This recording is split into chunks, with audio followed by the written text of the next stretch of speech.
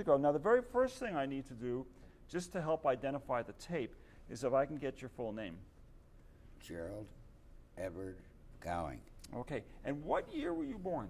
1931, And where were you born? Listowel, Ontario. And did you grow up there? I was there until I was about 9 years old. My mother had died, and so my father was not able to look after us, so I ended up in the Children's Aid Society, and I was in the Stratford division of it. So I was put on to different foster farms, and Okay. Well, that in itself is a whole part of a whole other history. What was it like growing up in the 40s and the 30s and the 40s and the 50s? What was it like growing up back then? well, it's sure a whole lot different than today, I can tell you, but we didn't have very much. We were quite fortunate if we had 10 cents in our pocket at any time.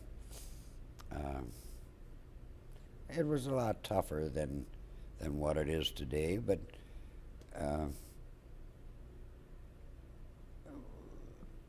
we created our own fun. We didn't get into trouble. We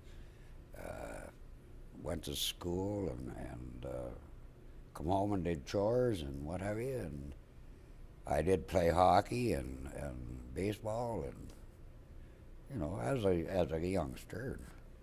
So, I mean, much the same as what kids do today. Only we weren't into the same kind of stuff that they're into today. There was no such a thing as drugs back then, and nobody thought of smoking until they were maybe 17 or 18 years old. I didn't start until I was 20. We didn't booze back then either until you were 21, and you know, well, I shouldn't say until you were 21. After I'd been able to go into the States at 18 or 19, and I did have a few beers and stuff there then, you know, but here in Canada we weren't allowed to drink until we were 21, so. But growing up back in those early days, or in the 30s and 40s, it was kind of tough. Like, our parents didn't have much, and we did have no cars or nothing like this, and so we walked a lot of places. Walked a couple miles to school, and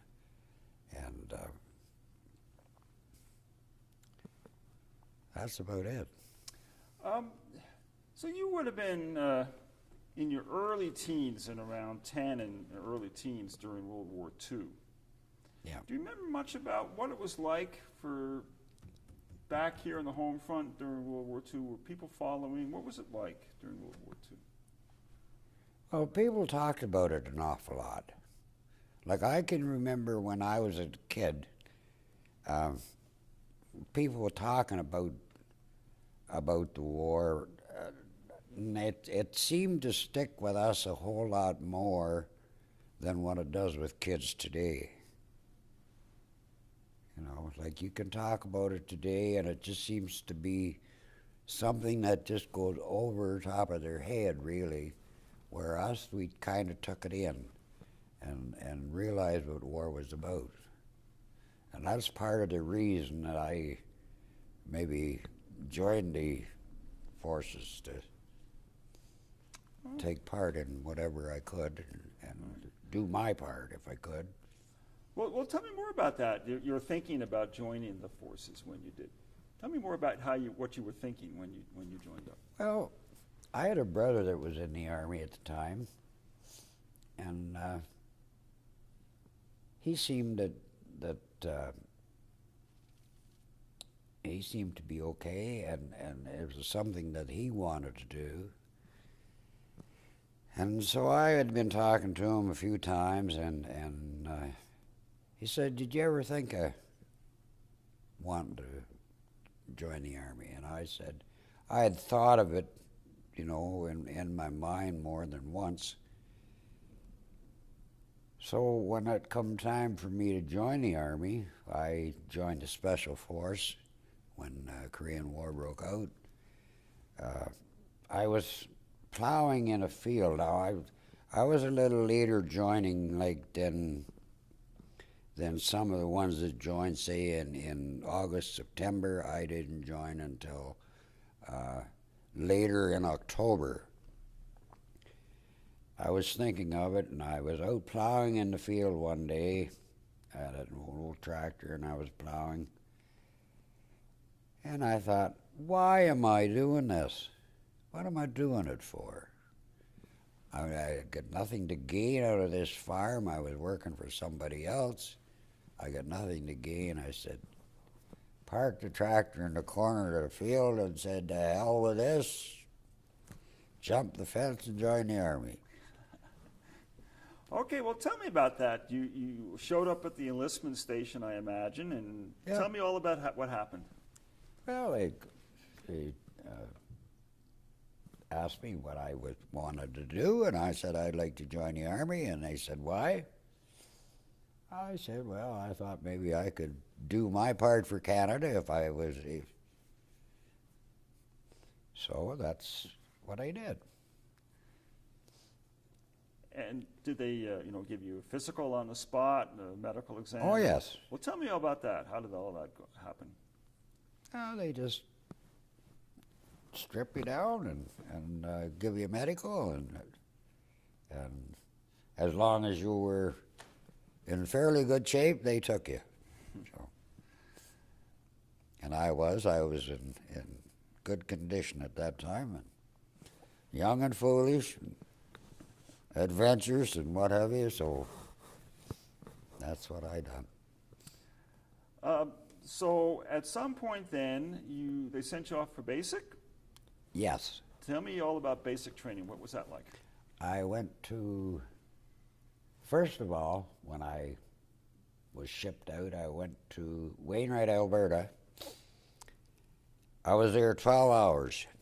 I was the only one on the train at the time that was being shipped to Calgary.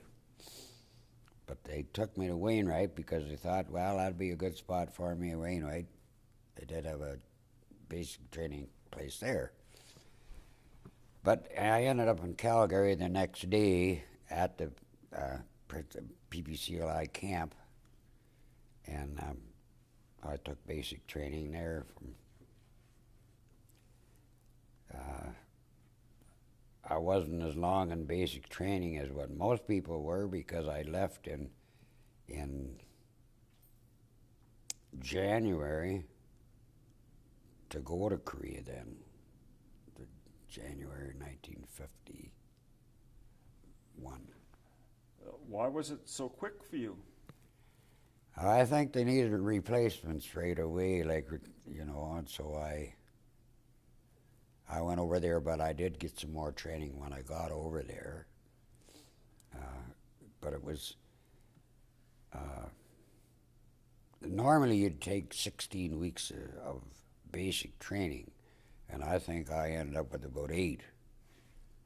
Now, why is it that they sent you to Wainwright? You said they thought that Wainwright would be a good place for you. Why was that? I don't know. This is where they were going to have a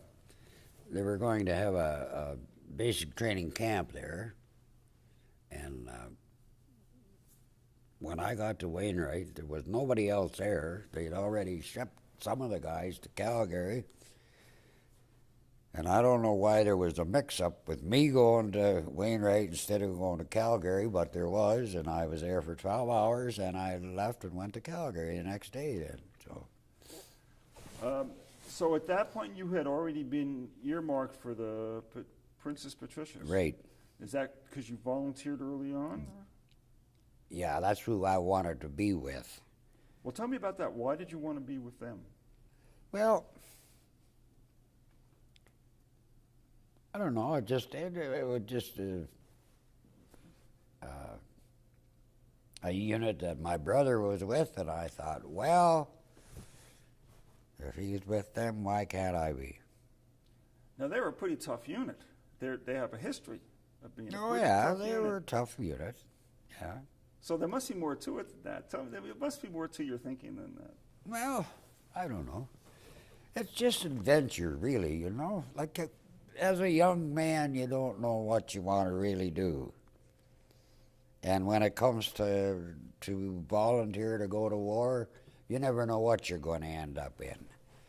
But I had the choice of being with the PPCLI, and so I took that choice. Okay, so during that abbreviated basic training that you had, did they train you on weapons? Oh yeah. Well, what weapons did they train you with? No, mostly just on the rifle. But then I took more on the Bren gun and what have you. And so I was small, and the guys that are small end up with Bren guns. Well, that's interesting. Tell me why. I didn't know that. Why is that? I don't know. If they just kind of weight you down a bit anyway, and I don't know why, but they do. Well, can you describe a Bren gun to me? Tell me everything you remember about the Bren gun. Oh. I know that you could rapid fire with it, and it was pretty accurate. And you could spray quite an area with it, or you could designate a complete straight shot. Now, you're shooting at somebody, you're not sure if you're hitting them. Let's put it this way. So. Was it a long gun, short gun, heavy, light? It's heavy. Yeah, describe to me physically what it looked like and shape of it and all that. I know nothing about it. Well, a Bren gun is it's normally on a tripod. It's a fairly long gun, and it has a magazine on it. And so when you pull the trigger, you can either fire 1 or you can fire 10 just by holding the trigger. So you have a chance of kind of spraying around here like this, or shooting as a direct target. But a lot of times you don't know if you hit anything or not. But I don't know if it's a waste of bullets or what, but that's the way it was. Did it have a mean kick to it, or was it smooth? Oh, if you didn't hold it right, it was a mean kick. Yeah, you had to hold it pretty solid to your shoulder. And like some machine guns, some of them you really only meant to have short bursts. Yes. Tell me about that. Were there limitations to the Bren gun? Not really. There was no limitations to it, but as long as you had rounds in it, you could fire it. So, okay, you had your very quick, abbreviated basic, and then you found yourself in Korea? Yeah. So tell me about arriving all of a sudden in Korea after a short basic. That must have been quite an experience for a young guy from Ontario. It was. Tell me all about that.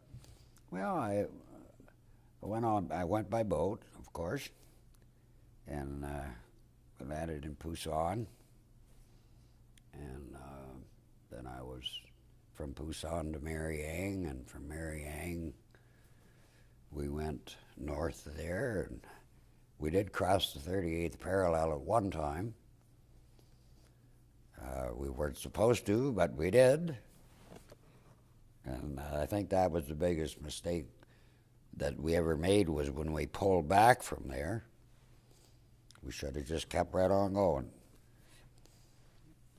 Yeah, I definitely want to get into that in detail with you, but I'm still curious as to the impact on a young fellow from Ontario who was, as in your own words, foolish, adventurous, found himself in as far away from Ontario as you could get and still be on this planet, the other side of the world. That's right.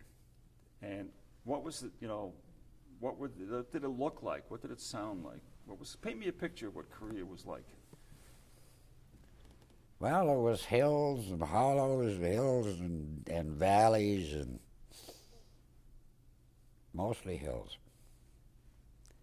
Now, if you're on an adventure, it really don't matter what it is, you're there for a purpose. What time of year was it then that you arrived?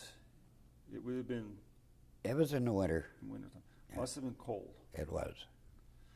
And how did the cold there compare to the cold you were used to? It's much the same. It's much the same cold as what it is here. The only thing after the winter, like the winter's cold, but after the winter you get a lot of mud and stuff in the spring. Hey, now, a lot of rain, and you could be wet for days. And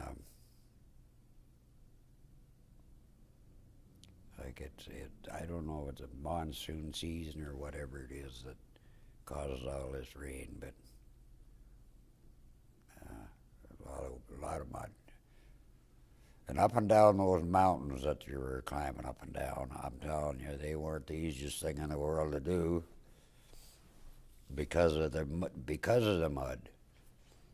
There was nothing really to grab a hold of to hold yourself up on. You either walked up or you slid backwards. But it was an adventure, believe me. And walking up those muddy mountains, were you under fire at those times? Oh, yes. So that's another added part of the adventure. Yeah. So explain to me, if you can, describe to me walking up a muddy slope, nothing to grab onto, and you're under fire. What was that like? Oh, it's pretty nerve-wracking, but as a youngster, you really don't.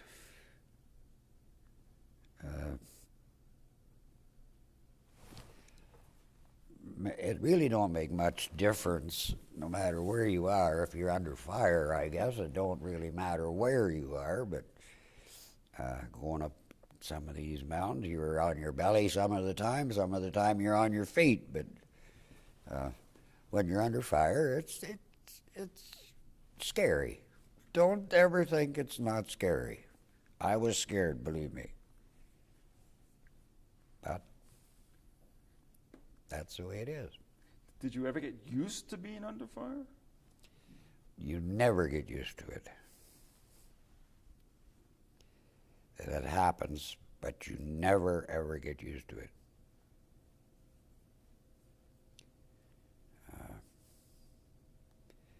Some people can tell you they get used to it, but you do not. So is that still to this day, 50 years later, 55 years later, is that still a vivid memory for you, being under fire? Oh, yes. Yeah. Can you tell me some of that? Tell me about that memory. Well, if you try to forget a lot of it, but it does come back to you all the time. It don't actually haunt you, but it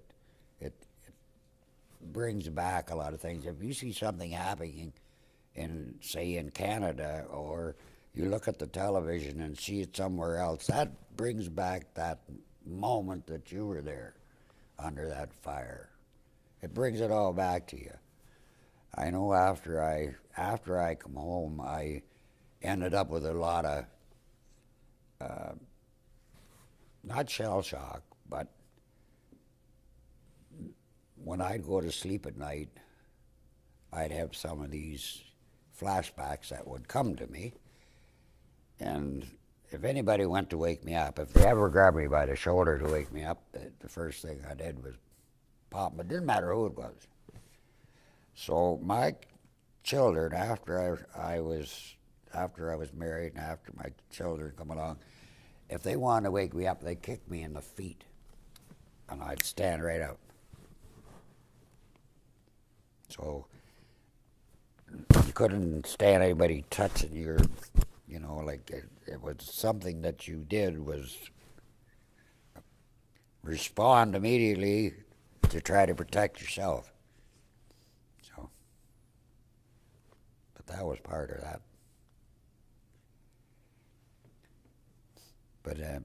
But to remember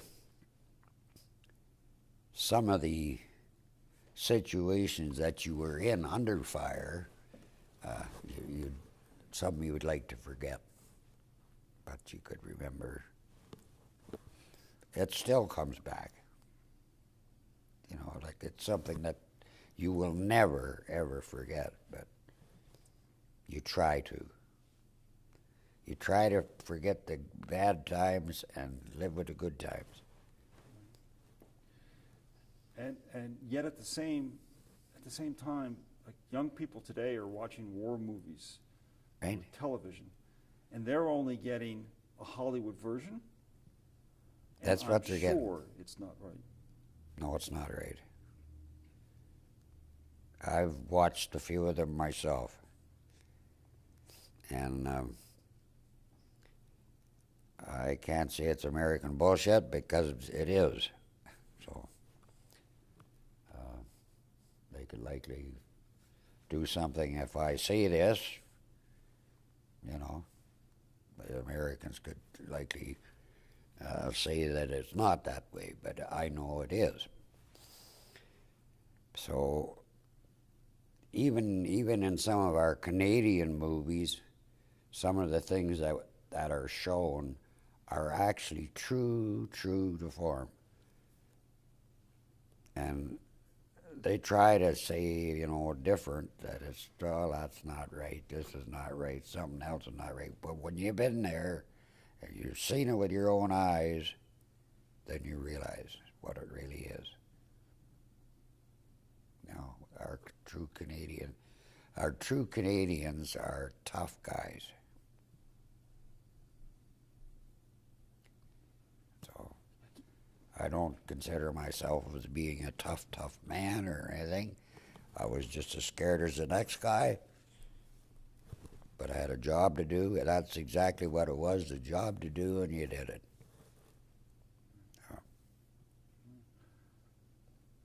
But maybe you can help me understand. I've never experienced combat, and hopefully our children will never experience. Maybe you can help us understand a bit of what it was like. Well, it was hell. You know? Like when you're under fire, you never know if you're going to get hit or not. You're hoping you never do. You get down as low as you can. If you happen to be in a slit trench and a mortar bomb comes over or something like that, you never know for sure until it goes by. You can hear the whistle, and when it quits whistling, you never know where it is. But as long as it's whistling going over top of you, it's still going. So you know that you're okay there.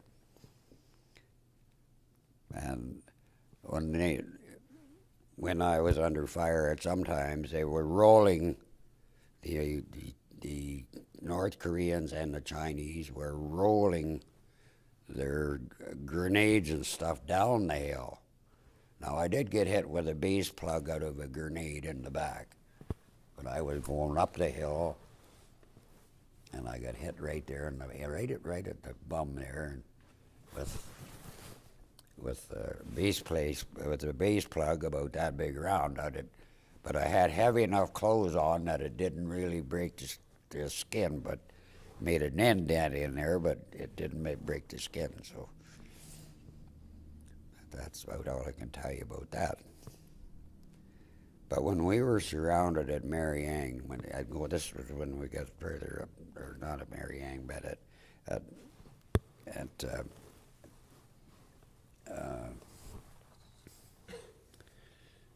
where did I say we were? Capiang. Yeah, we were surrounded on the hills of Capiang, and there was a lot of fire. We were pretty out of ammunition and out of food too. We did get some air supplies drop in, but we were actually surrounded. But we stayed there. We were told to stay in our position, and we did. And we finally got out of there. But I'll tell you, that was a scary moment, let me tell you. A couple of days of that, that was in April 1951, and it was scary. What's it like to be surrounded by fire? Nowhere to turn, surrounded. What's it like? As I say, it's scary. But you do what you have to do in order to survive. So that's what we did. And you said the Canadians were a pretty tough bunch. So what were your buddies doing? They were doing the same thing. You were protecting one another too, you know. Now, I've often been told that when you're on the line, in fire, under fire, and shooting back, what you're fighting for is your buddies. You're not fighting for any kind of great big cause. It's for your buddies. Yeah, that's what you're doing. Can you explain that to me? You're protecting your buddies. They're at that moment, they're the best friends that you have. Okay? Don't matter family, others. They're the best friends that you have. They do the same for you as you do for them. They're protecting you along with you protecting them. So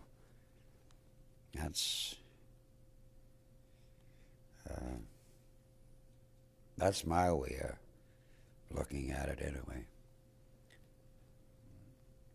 And if you know that your buddy's under tremendous fire, you're going to be there trying to help him out. So. Now, did you lose good buddies during that? Couple. Yeah. That's memories you don't want to have. But you do have them. Oh yeah, you have them. But it's the ones you don't really think about. You know that they're young men like you. Some of them were married.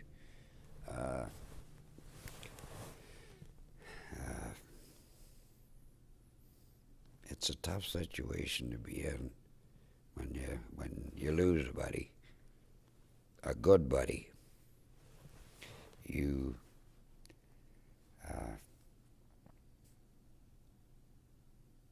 And you can't explain to the family or anything what really happened at that moment. And when you do get a chance to talk to the family, if you do get a chance, you can tell them the part that you remember, but that's not what they tell you on paper. They tell you something different. But they don't want you to get wounded or you get killed or whatever, or missing in action or whatever. They write it, that's the way it comes in a telegram or whatever. And when you're actually face the family yourself, you can tell them your version is different than the version that they get on paper. So that's one thing that I know. So, and then you see some of your buddies that are in the hospitals and what have you. You realize how badly they were hurt.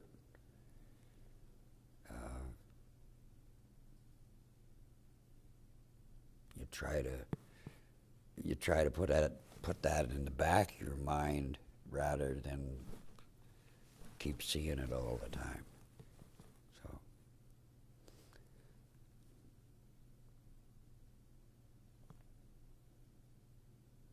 Oh, I don't know. Under fire, it's a different thing altogether than what we're used to. Let's put it this way. All of a sudden, being young and foolish and adventurous looks different from when you're under fire.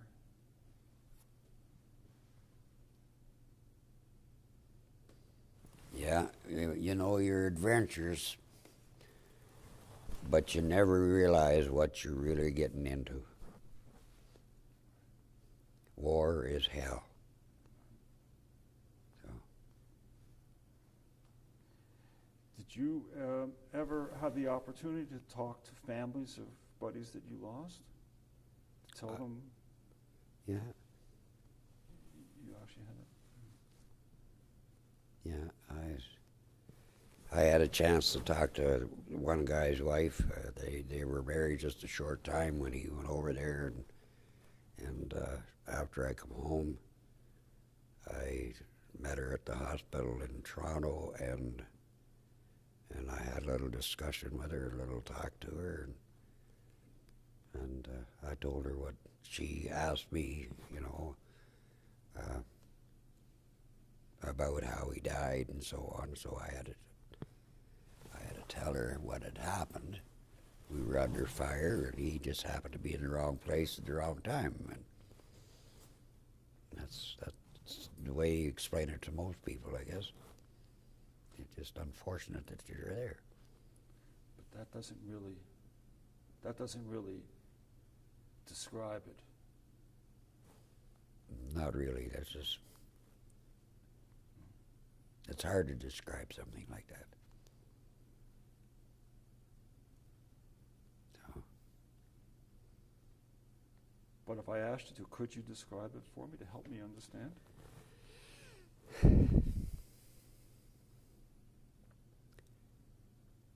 yes, I could.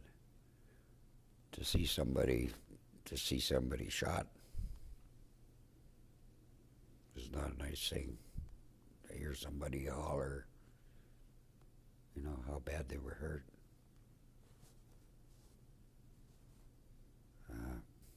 If it's a sudden thing, it's not so bad. But when they get wounded and lay there for a while and then all of a sudden they die, it's a different story again. So I've seen both. And it's something I tried to forget. We have to make the best of our lives after the war's over. Why we took part in it is because we're adventurous young men, and that's the reason that we did it. And I think it's the same. There was, as a volunteer, you volunteer for whatever it is, and that's what happens.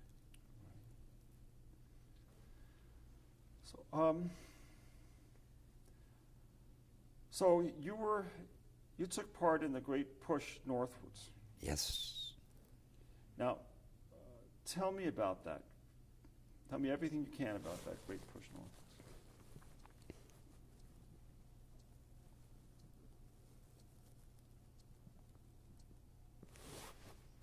Not a whole lot to tell. We all did the same thing, I guess. And it was a push northward. We went over the 38th parallel. We returned out to the 38th parallel. Matter of fact, a couple of times we were over and above it, but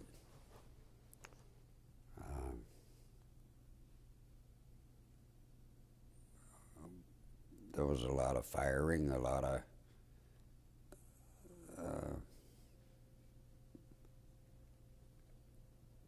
the North Koreans and the Chinese that were backing the North Koreans. They were coming in waves and waves and waves.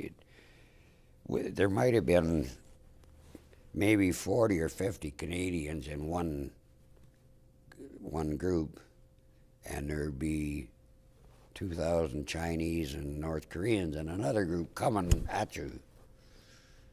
And they never stopped.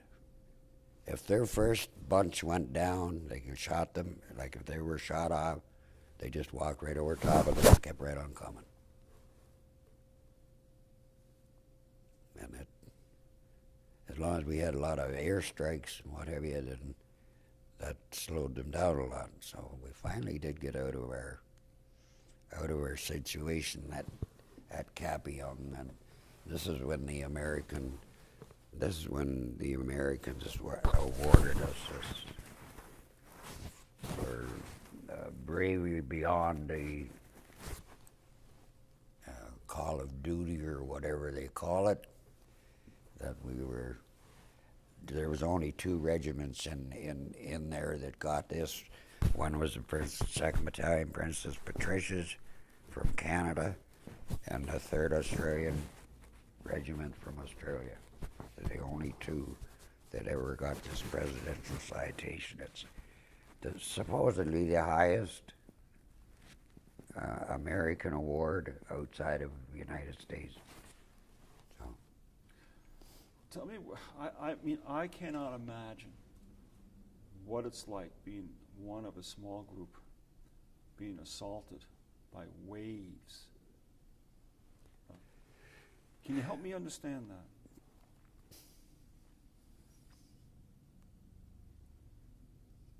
how do you put it? You see people coming. You don't know. You shoot at them. You don't know if you hit them or not. If they fall, somebody's got them. But you're not sure if you did it. It's a feeling that you're next to me. You're my buddy. You're next to me. He's not going to get you if I can get him. Now, with a Bren gun, you can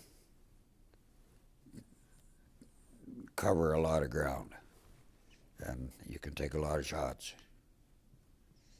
And if you hit them, who knows? But you have more than one Bren gunner doing the same thing. And you have the other guys that are with the rifles doing the same thing too, so you don't know if you shot him or somebody else shot him, but you know that he's not going to get near your buddy if you can help it. So that's the protection that one another gives to one another, if we can do that, if we're in a situation like that. And finally, the Chinese or the North Koreans, they deployed somehow or whatever, and we got out of this situation that we were in when we were surrounded. So, how long did that last for? it was 2 days, and we were just about out of everything. But we would not give up our position, because that was the main position at that time for the Chinese and the North Koreans to come back into Seoul and to drive everybody south. So with this waves of humanity coming at you, what did it sound like? What noises do you remember? Both your own guns and their guns and the people with the yelling. Tell me all the sounds that you remember. Well, you hear screaming, you hear bursts of fire, like just steady fire. Steady fire, and then all of a sudden it'll break, and then it'll start all over again. And that goes on and on and on for hours, and that's the way it was. And what about in that kind of a situation, what level of fear? Are you beyond fear? Yes. What are your emotions like at that point? You're beyond fear. You're just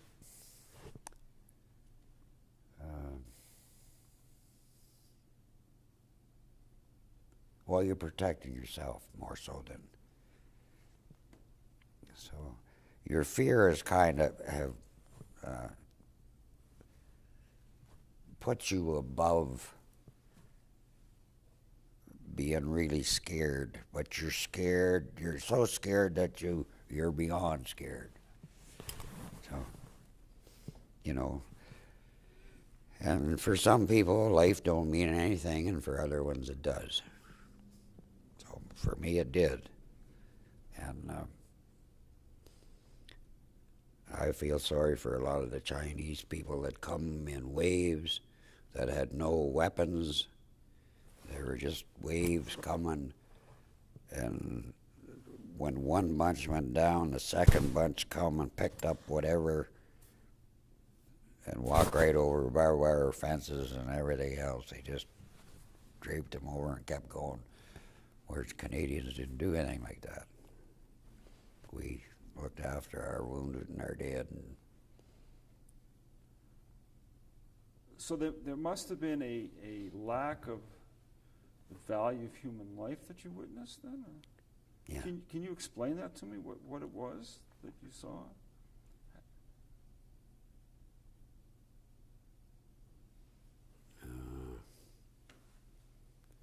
They were going to invade South Korea regardless of the cost of anything.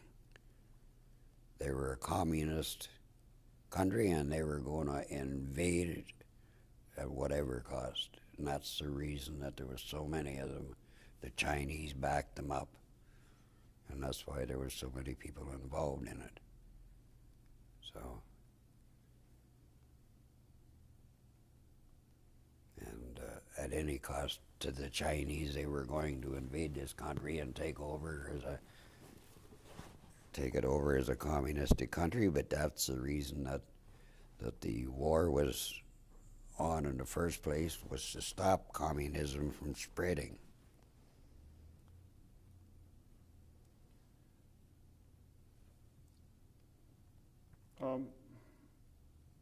But there was some, even the South Koreans, that we didn't know. Like, it's so hard to tell if you're North Korean, South Korean. There's no difference in the.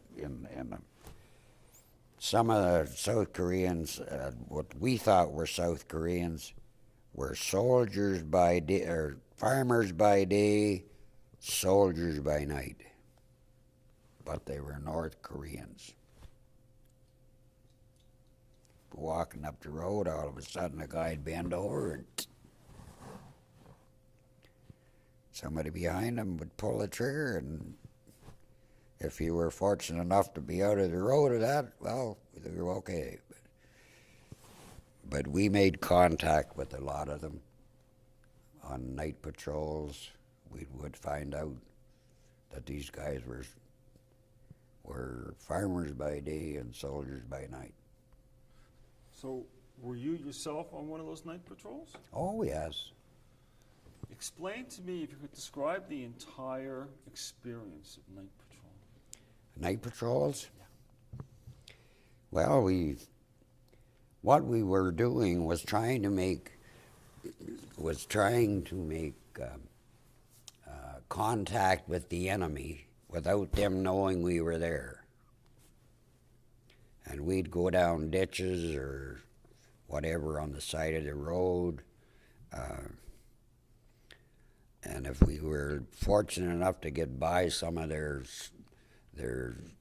sentries that they had out, then we could pinpoint a spot where there was quite a few more of them. And they could do the same to us too, but we could pick out a spot where there was a lot of them, and then the next day, that's where you got the fire to. So we were under a couple of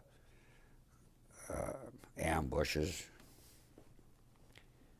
where we had crossed the Injum River. This was another battle of the Injum River. We'd crossed it, and the Americans had been building Bailey bridges, and as fast as they were building them, the Chinese were knocking them out. But we'd forged the river, and we went across there, and I just happened to mention to one of the guys, I said, wouldn't this be a great place for an ambush? We come back across the river. The next day we went across the river again, and sure enough, right there where I said, was a cornfield. and it just stood up. And these were all Chinese and North Koreans.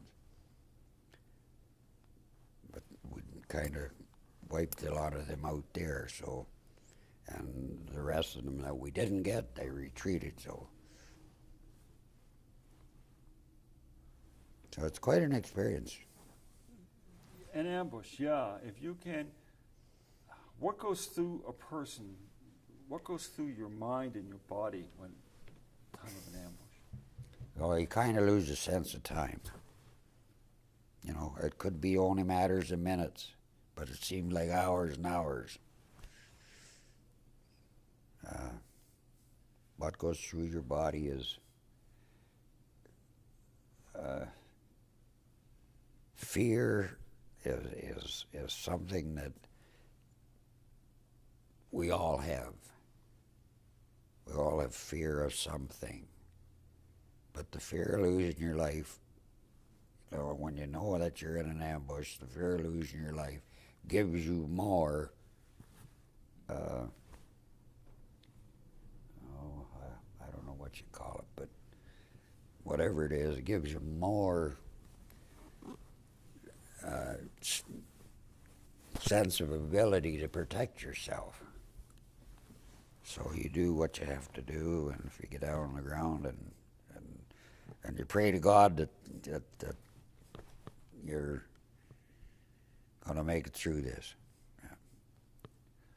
So was there a procedure, like when you found yourselves ambushed, were you supposed to do something? What were you supposed to do? Call in air support or something? What were you supposed to do? Yeah. Tell me about the actual training that you had and the procedures for an ambush.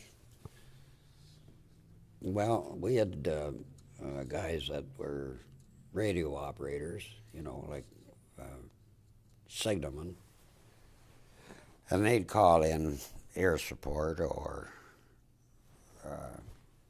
other support, tanks, whatever, to protect us at that certain spot. Now, there was a lot of American air support, which was a great thing.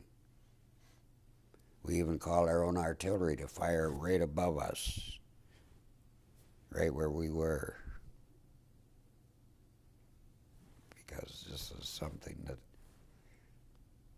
you know, that you could depend on your artillery. There were some shortfalls at times, but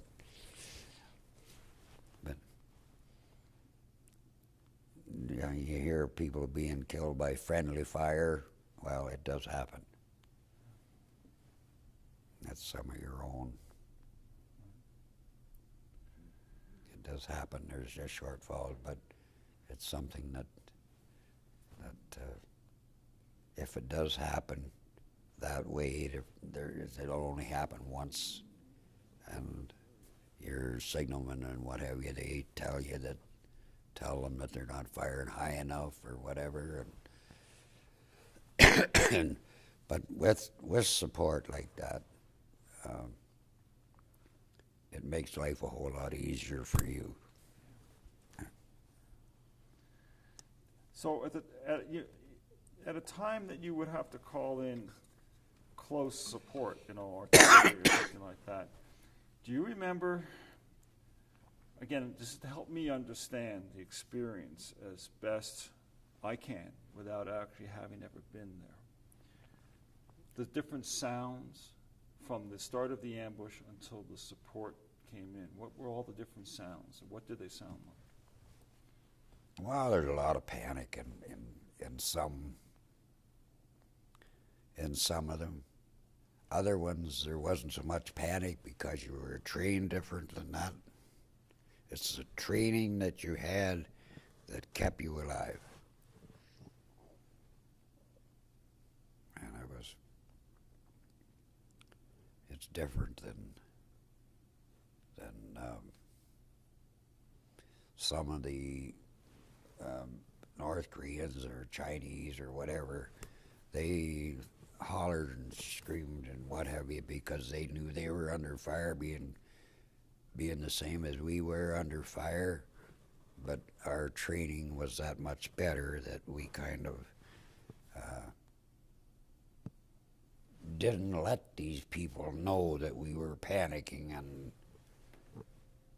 where they did, they felt the same as we did. Either it was them or us, so, you know,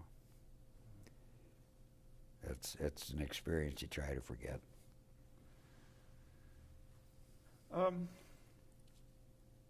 So I'm curious about the push up towards the Chinese border. And what was the feeling among all of the troops about moving northward with MacArthur? Well, we knew we had to do that. We had to move north in order to stop this wave of communism from spreading down into what was not a communist country. We knew we had to come up with support along with the rest of the military that was there from different countries. They were doing the same thing, and so we knew that we had to take part in this, and we did. And now we're fortunate that we did take part in it. Not for the guys that were killed or wounded, but for the experience of the people like yourself or like me that come back and we can tell a story of what really did happen. I don't talk about it very much. My family has said, "Dad, now you should sit down and let us know, tell us all this stuff."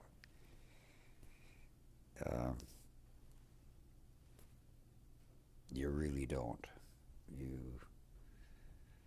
There might be the odd little incident you'd tell them, but you don't give them a complete story or whatever. It's hard to do. When the Allies, the United Nations forces, reached the Chinese border, did you fellas on the ground know where you were at the Chinese border? Not really, until we hit the Yellow River. They should have kept going then, but they didn't. Okay, tell me about that. That's where I want to go now with this. Tell me about that. What was the feeling about continuing on? That was the feeling that we had to continue, but that's not the way it happened. So. Right. The way it happened was MacArthur was ordered to pull back. Yep. And what was the feeling amongst the troops about that? Well, the Canadians, being crazy Canucks and what have you as we were,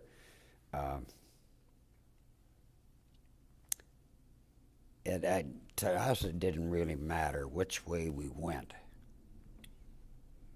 But we, as a group, thought we should continue and get rid of whatever was on the other side of this thing that was causing all this problem.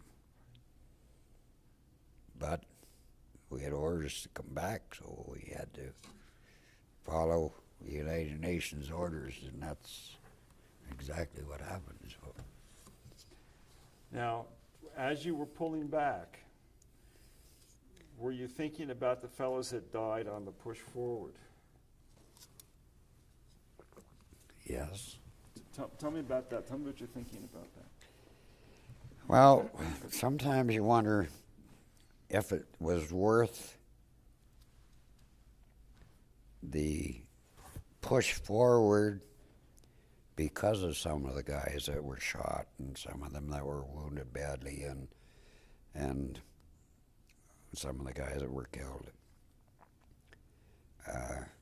It makes it, to this day, I still wonder if it was worth it. At the time that we were there, we were young and adventurous, and we figured, well, we had orders, and that's what you follow. So going up or coming back, you're under orders. So what happened on the way up, if somebody got killed on the way up or the way back. It was a whole part of life, I guess. I don't know. I really can't describe that part in there.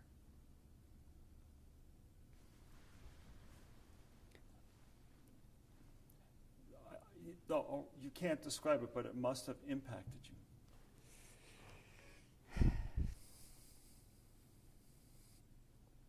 Yeah.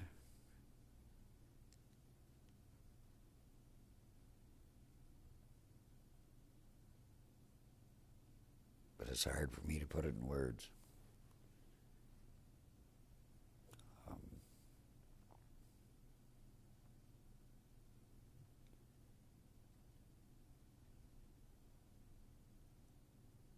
I don't know.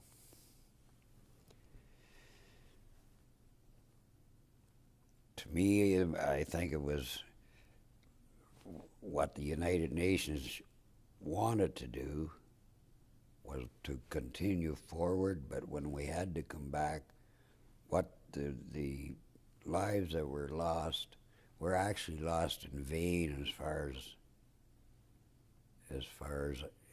as not holding that position when we got there. We had to back up. And it does happen in different battles that the same thing happens, but once we got there, if we could have had the support of everybody else, we would have stayed right there, and there would have been no division in Korea as of today. So.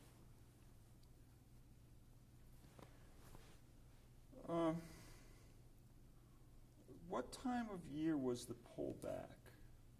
I don't remember from my history. Do you remember when you were coming back? What time of year was that, roughly?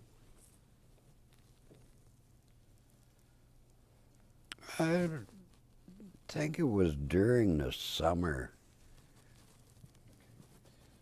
It seems to me that it was fairly nice weather anyway, and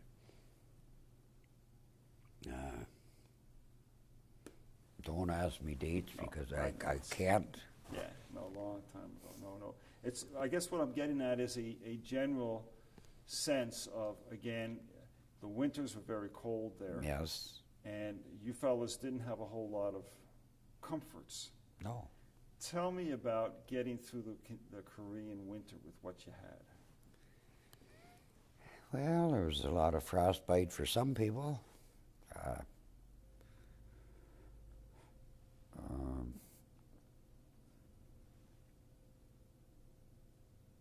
What we had, we got through the winters. It's like here. It's just like here in Canada. If you don't dress warm enough, here in Canada you can put on more because you always have more at home. But we had nothing else, so that's we tried to stay as warm as we possibly could.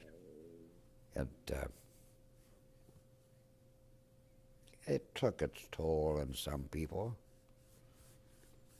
You know, like the winter. How did it do that? What happened to them?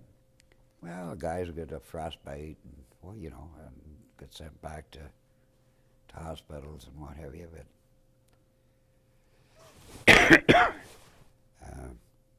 But the field hospitals were pretty good. They looked after guys pretty well.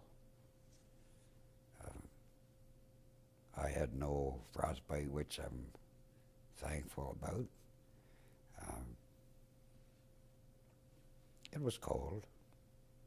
Our hands were cold a lot of times, but we did have some winter gear that was okay. It all depends on it's just like the weather here. Like one day it's not quite so cold, the next day it's real cold. But at the same time, you got the same thing on as what you had on yesterday. And no matter how cold it is today or how cold it's going to be tomorrow, that's all you had. So you survived with what you had. That's exactly Now, I would imagine that firing a Bren gun at minus 20 degrees would be different than firing it in the summertime. Oh, yes. Tell me all about that. Well, your hands were cold, you know, when you can fire a Bren gun. There's heat from the Bren gun. Not a whole lot, of course, but there is heat. And you could fire it, but in the summertime it was a whole lot different. In the wintertime, you were down on your belly, and you were cold, but you had to do it. That was it. That was your job. You did it.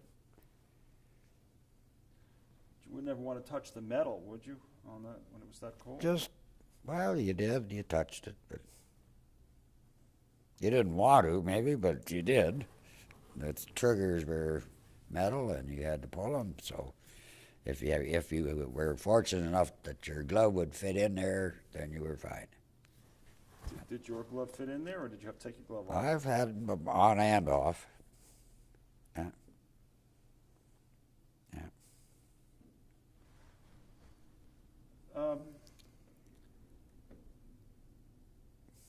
Now, you mentioned airstrikes, calling it airstrikes.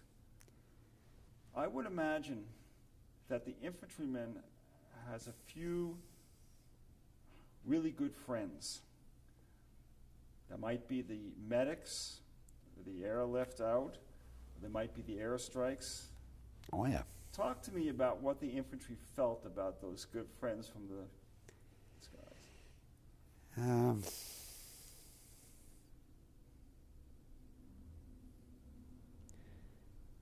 Oh, the paramedics, the medics that we had were good. They would do whatever they could to help you, and it's the same with when their airstrikes were called.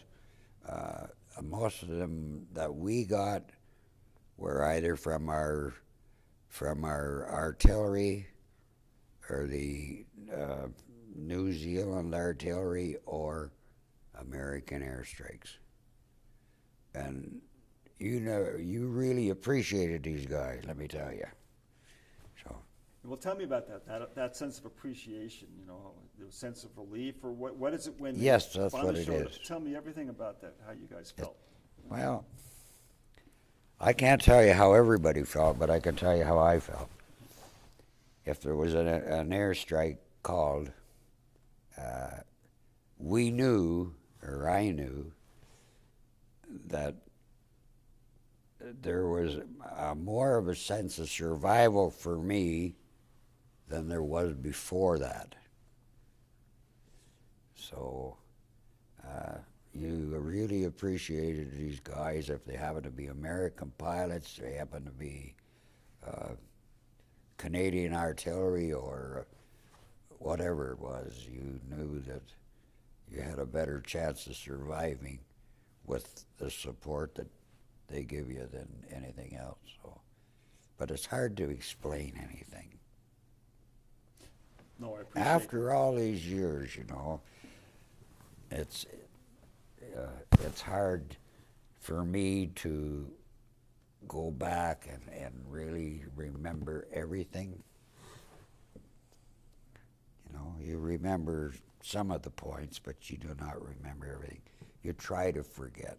Over a period of 50 years, you do forget some stuff. Yeah.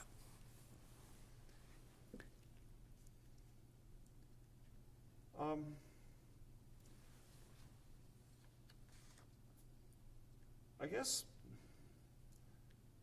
when you look back at well, I'm getting ahead of myself here. Tell me about after the line was stabilized, pretty much along the 38th parallel, pull back. What happened once you guys pulled back to the 38th? What happened then? Well, there were still skirmishes going on, but they weren't near as severe as what they were before that. We did have some little battles here and there, you know, like there was some still going on. Uh, where the Chinese were and the North Koreans were not going to give up. They wanted more land. They wanted more of everything. But that dividing line was held there by the Canadians, the Americans, and the United Nations. They held that as a line that was as far as they were going. You know, so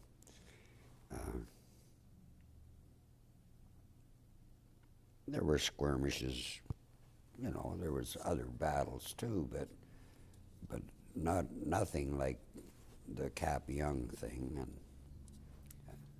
So as an infantryman, what was your life like during that period of time when there was no great moves forward or back? no, it was different than moving ahead or moving backwards. You had some good times, you know, like the guys played ball and stuff, you know, when there was no. It wasn't like an everyday thing that you did was fire at somebody all the time. It wasn't like that. There was breaks in there. We had an echelon back behind where we did go back for rest and recuperation for a bit of time, and we'd play ball, or some of the guys would play soccer or whatever. Some of the guys would just sit and drink the odd beer, and you know, so that's what they did. That wasn't all. It wasn't all roses, but it wasn't all war either, you know. But it wasn't all roses. But there was good and bad. We had good and bad times. You know, you try to remember the good times. Yeah. Did you, in your group, have much contact with either Americans or New Zealanders or Aussies? Tell me about some of the contacts that you would have with different groups. We would visit one another, you know, like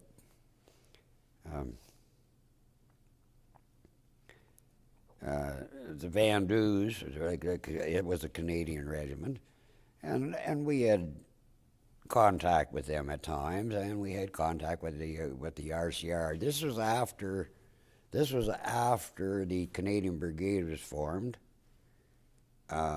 We had contact with our Canadian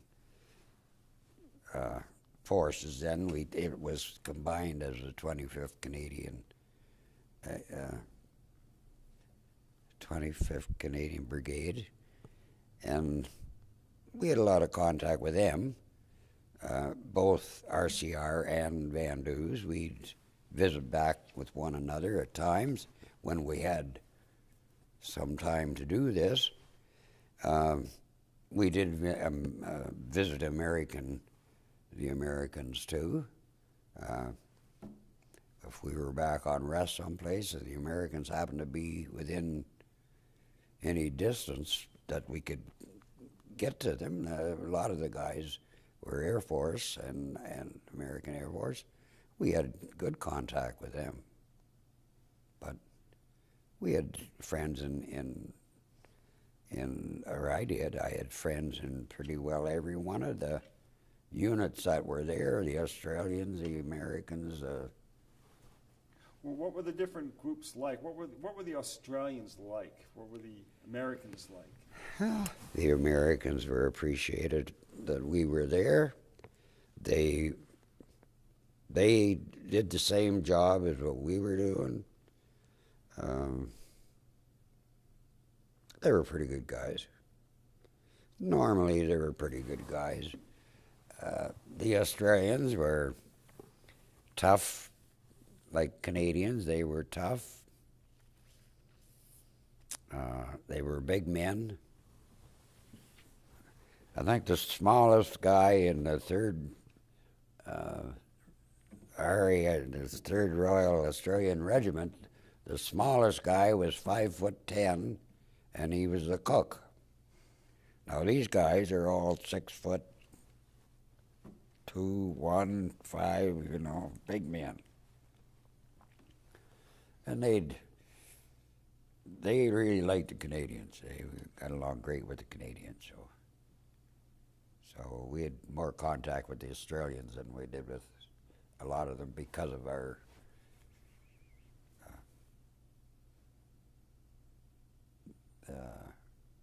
because we were much the same type of people. So that's about all I can tell you there. But the Americans, we got along fine with them.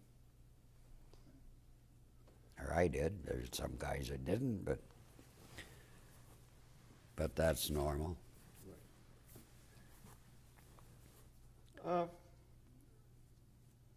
Now, at what point did you leave? Was your tour for the entire duration of the conflict? No. I left Korea in May of 1952. So after that, there was still, you know, up until 1953, there was still war going on. But my tour was, I come home in May of 1952. Tell me about coming home.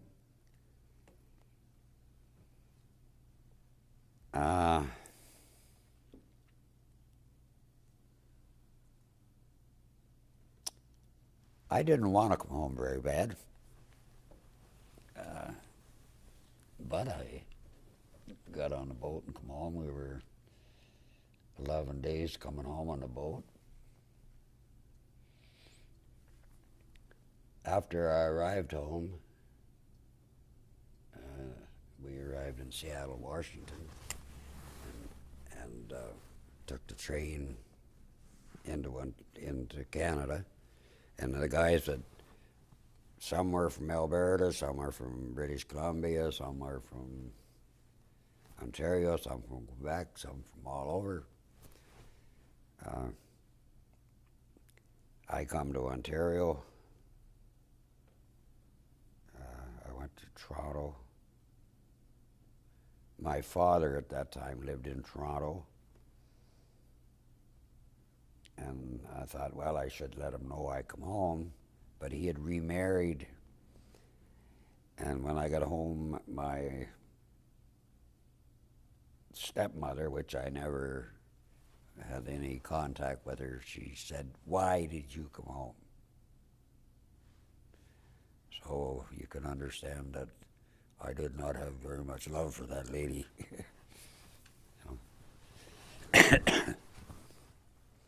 But when we got off the boat, it was altogether different than what the Second World War was. There was nobody there to greet you. The Canadian government never said thank you or nothing, you know, so.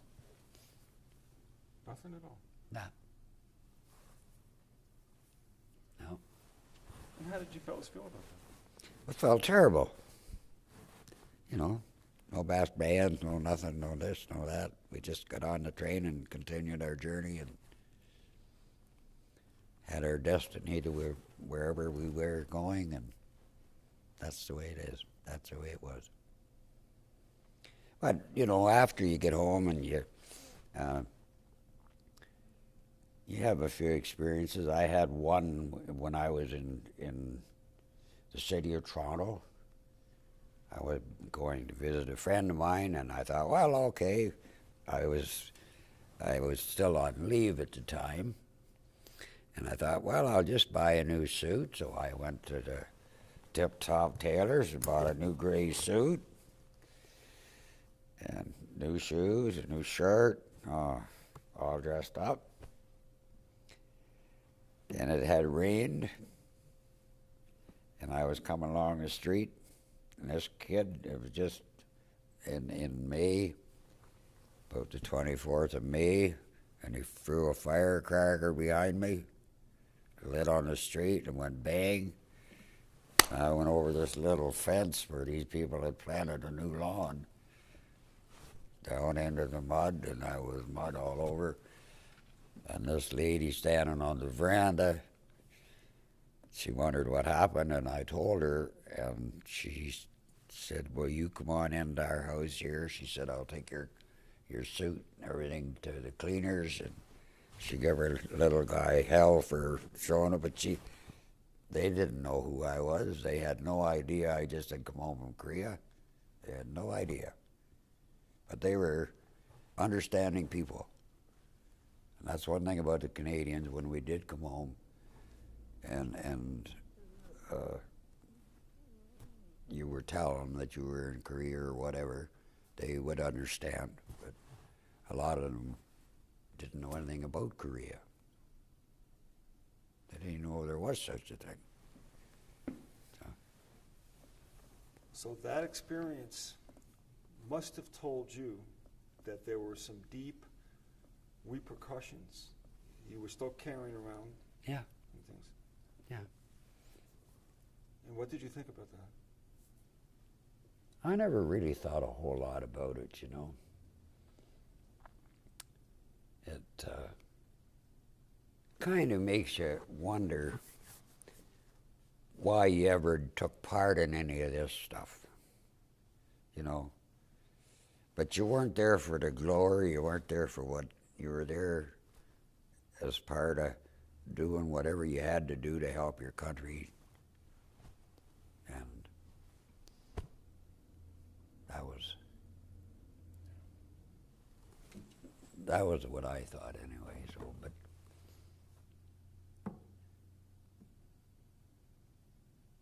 I liked the Army. Matter of fact, I got out in 1952, in November 1952, and in November 1955, or in October 1955, we went back in again. Only I went to a different unit because my legs were bad, and so I went to the Signal Corps. I spent 3 years there, and then I got out for good. But my brother, he spent 26 years in the Army, and I wanted to make a career of it, but I just couldn't do it. You mentioned that when your tour was up, you didn't particularly want to come back. No, I really didn't. Tell me about that. Oh.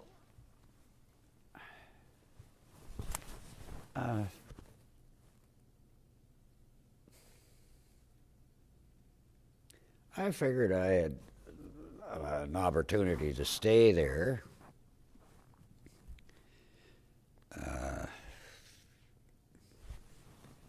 I come back to Japan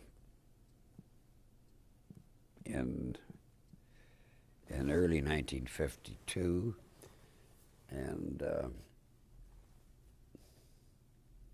I would have preferred to stay in Japan because of some young lady, you know, but they said no, I had to go home. That you couldn't, at that time, the Canadians couldn't marry Japanese girls and bring them home. But about 6 or 8 months later, they could. So, but I didn't know that at the time. So, but I would have stayed there because I really had nothing to come home to. You know. Now, I get a strong sense that, for example, that citation and the service that you did and that your buddies did, there's a sense of pride. I get a sense of pride from you. Yes. Can you talk to me a bit about that pride? Oh, I'm glad that we were the unit that was together, were the way they were. Like everybody was concerned about everybody else. Oh, we take a lot of pride in being the 2nd Battalion of the Princess Pats, which was a special force in itself. And you made friends from all over Canada, from Newfoundland to British Columbia, from the Yukon, all over. And we made a lot of friends, and we took pride in what we did. And when we won that citation, being the first Canadian unit ever to win one, I thought the Americans, when they give this out, when they told us that we had won this citation, that really made me feel that I'd done something maybe worthwhile. I don't know. So it's pride that I feel about that medal. Now, if you could speak to young people, and you've had the opportunity of speaking to young people, what's the message you want to get across to them? Well, I think the message that they really need to know is that there was such a thing as a Korean War, and why there was such a thing as a Korean War, because of the communists wanting to spread into other places, and we were part of a United Nations force that was preventing this. And I think this is a message that I'd like to get across to the kids, that if they,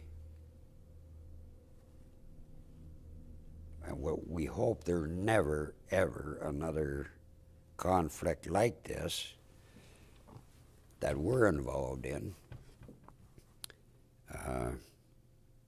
But if there ever was, which down the line, who knows, that from the day that whatever takes place, is the kids should know from that day. You know, like they should have in their history books, that what actually took place from day one.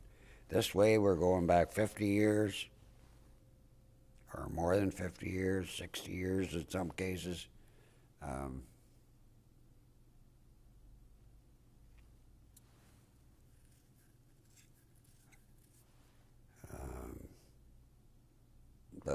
That our young people have waited and waited and waited all this time to find out really what happened. And maybe the next generation from here on in will know in their history books, where the ones that were in the past 50 or 40 years have no idea what took place in there. They're beginning to learn now, but from here on in, the next generation will know all about war. Now, what about on Remembrance Day, every November 11th? I know you're a member of the Legion and you participate in that. But on the 11th, what goes through your mind? Well, I take part in all the services. The thing that I like to do on the 11th November, which I remember my buddies, of course. I remember other gentlemen that have been killed before, you know, that I had known. But what I like to do is take part in our school programs. Our kids now are putting on little programs at the schools. Rather than them coming to the cenotaph, which a lot of them wouldn't anyway, they keep them at the school, and I go up there and watch what the kids have put on, what kind of a remembrance they have. And this last 4 or 5 years, it's been awesome. It's been great that they've taken this on themselves and have a little program, and then they invite the Legions to come to their. We have 2 schools in town, and they invite us to come to the junior school and the senior school, which we some of us do go,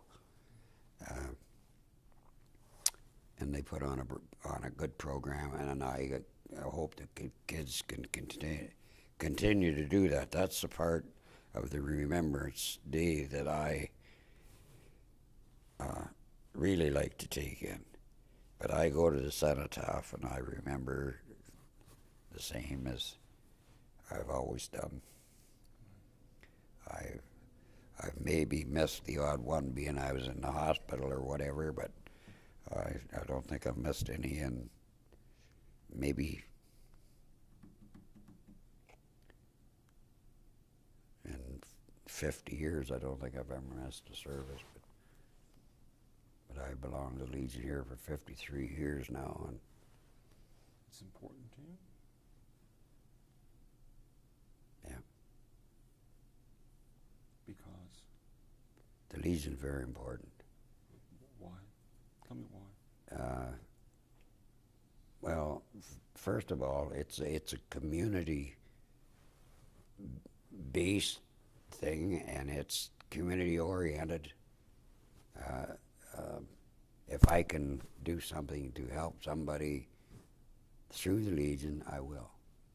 And our Legions, I feel as a member of the Legion that we do sponsor a lot of things. We do give to a lot of causes that are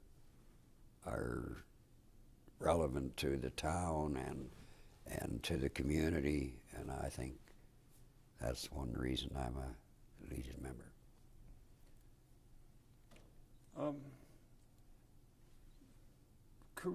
I'd like to go back to Korea specifically, that conflict. It's a tremendous loss of life. You experienced that firsthand. Territory was gained, territory was lost. At the end of it, it started right back where it started. Where it started, that's right. And it never officially ended. No. It's still a truce. That's right. So, to me, I never experienced it, but to me it seems like an enormous waste of life. Right. What does it seem to you? That's, yeah. Well, talk to me a bit about that. How does that impact you? Tell me about that. Well, as you say, it seems like a tremendous loss of life, time, everything else. But we were, like the United Nations, were there as a body to try to stop this. But once the truce was signed, nobody won. Nobody gained. It makes you wonder why you ever went there to start with. It makes you wonder. As I said, we're adventurous young men. The experience didn't hurt us. Some it did. Some it killed off. Some young men, a good many, matter of fact, on both sides. It didn't matter which side of the fence you're on. They were killed on that side, they were killed on this side. And you wonder in your mind why you were there, and then you realize that you did what you wanted to do, or what the United Nations wanted to do, so you took part in it. And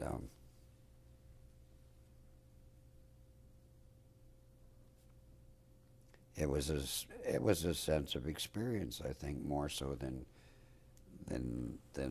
anything else, that we experienced this firsthand. And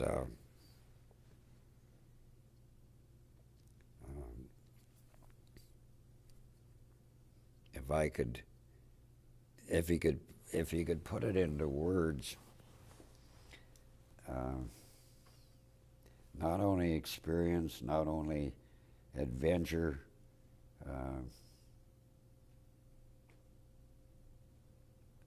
not only the satisfaction of knowing that you did all you could, but if there would have been a winner or a loser, it would have made the conflict a whole lot different. But this way, where there's no winner, you go back to the very same thing. It's like cutting a piece of wood in two and trying to put it back together again. So you get it as tight as you can, but it don't go back together. So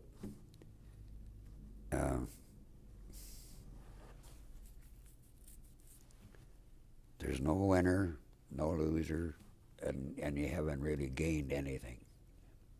It's still there. That piece of wood is still there, joined together that way. If you had to do it all over again, would you? Under the same circumstances? Yes. Even knowing what you know now? Even knowing what I know now. Why?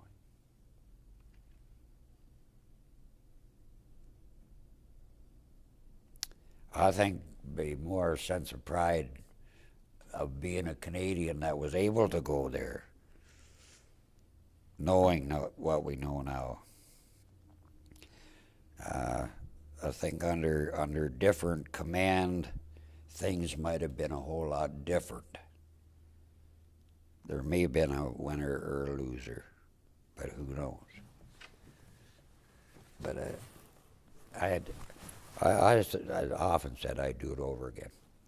I've often said that, but Even when firecrackers make you jump with a brand new... that didn't matter. Yeah, I've said that. Yeah. Now, are there any memories, and I know there are, memories that 55 years later make you smile, make you laugh? Oh yeah, there's incidents. Oh, sure there is. Share a couple of good, fun memories. There's things like that, like when back on rest and recuperation or whatever, and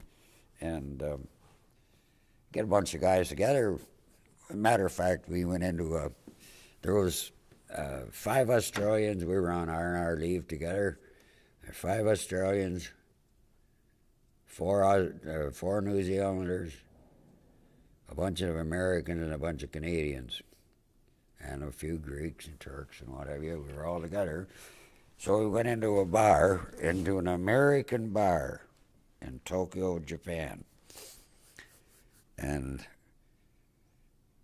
this big Australian guy said to me, "Go over here and drink that guy's beer." And I said, "Geez, you'll eat me." He said, "Oh no." He said, "You go and drink his beer." So he's sitting at the table, and I had drank his beer, and he got up, and he was about 6'1". So I went over and just drank his beer, and I set the thing down. He said, "What are you doing?" I said, "I'm drinking your beer." So he said, "Geez, you better put her back down before I get up." So I said, "Okay." I drank the rest of it, set the bottle down in front of him. This big Australian guy got up. Now he said, "Who do you think is going to win this one?" This big Australian guy just took this little American fella and set him down on his knee and gave him a clout. And he went in his ass on the floor. And he said, "Now you guys can leave here," and we took over the beer hall. That was one incident that that I had. But that's where, you know, how you make friends with with the Australians and the Kiwis, and when I was in the hospital in Japan, I happened to be in the hospital over in Japan, and a lot of the nurses were from Australia. It was a British Commonwealth occupation hospital, and a lot of them were from Australia. You got to know a lot of nice people. You got to know a lot of nice Japanese people. Nothing wrong with the Korean people themselves, like the South Koreans, the North Koreans. We don't know if they have the same opinion as we have of them, as they have of us, or what. But there's people here in a variety store that are Korean people, and they're very nice people. They were from South Korea, from Seoul. And so you tell them that you were a veteran, and they thank you just to no end, just like the Dutch people. You know? That's some of the experiences that, if I've helped out at all, Oh, absolutely. But while we're on the topic of memories, and again, I know you have them, and very much, in order to help not just me, but future generations understand some of the hard memories. If you can share a memory to help us understand. Some of the hard memories? So like as hardships? Well, there's times that you know, you were going through mud.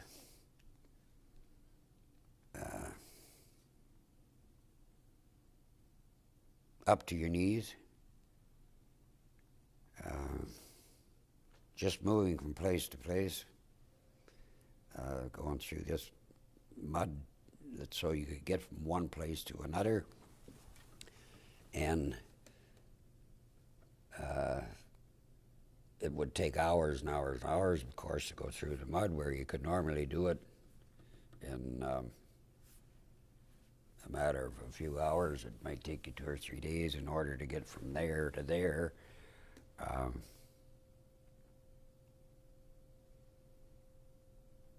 And it's not easy.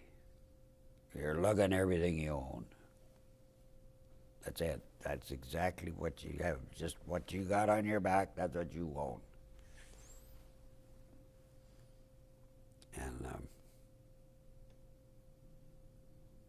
there's a lot of hardships that you go through.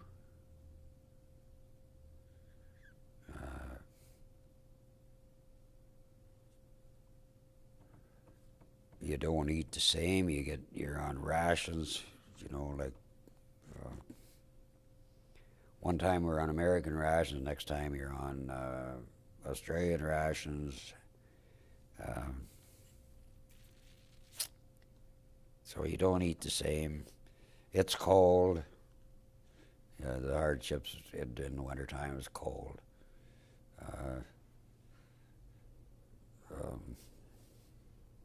The only heat you actually have is if you have canned heat or whatever to make heat water or whatever, just a little can of canned heat.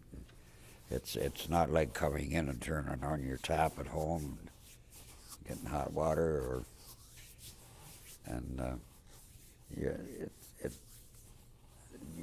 your personal hygiene is hard to keep up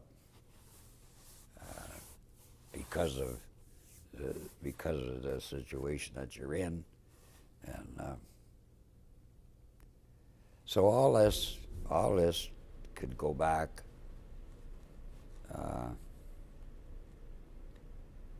to realize that what war is all about and what you go through. Not everybody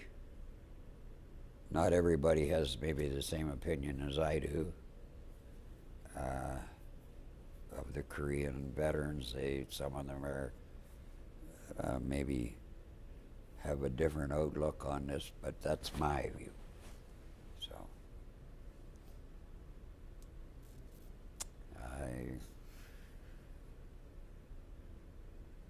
really can't tell you a whole lot of other stuff. Hardships are something that I could put up with a lot better than somebody else. But as long as our children realize that there is hardships along with good times, then I think they can cope with a lot of things. You mentioned the rations, and I'm interested. I'm curious. What were the rations? What were the rations? Yeah, either American, Canadian, Australian. What were the different rations that you were given to eat? Well, you got hardtack bread, and canned bully beef, and they were all canned stuff. So you did get canned heat if you had something to heat up. In the American rations, there was always a chocolate bar and a package of smokes. Now, not everybody smoked. So with the guys that didn't smoke, the fellas that did were fortunate enough to get an extra package of smokes. But in the rations, they were tasty at the time.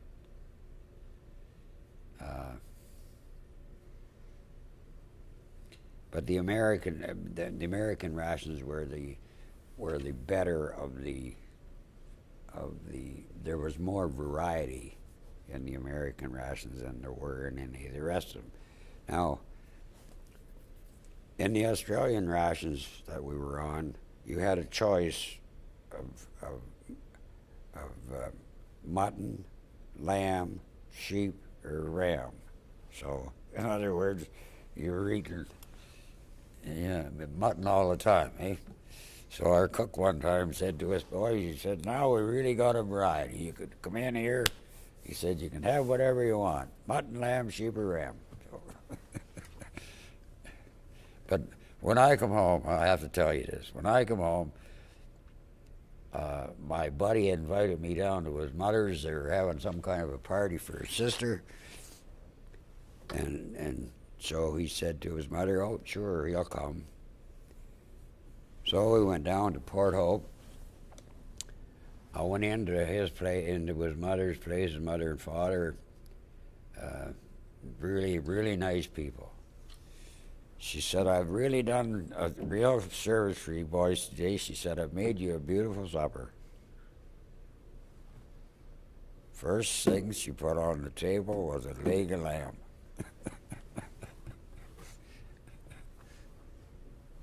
And then after us eating lamb for so damn long, she thought she was really doing something wonderful. So her son said to her mother, she said, I'd just as soon have a hamburger.